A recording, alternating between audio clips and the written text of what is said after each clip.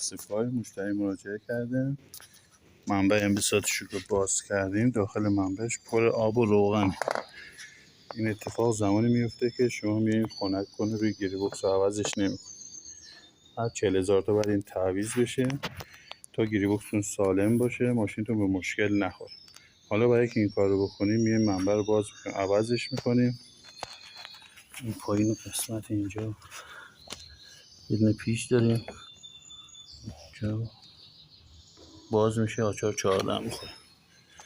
بعد میایم شستشو میدیم روی خود خنک‌کن روغن. این دوتا شلنگمون بهش وصل میشه، این دوتا شلنگ هم در میاریم، آب میگیریم.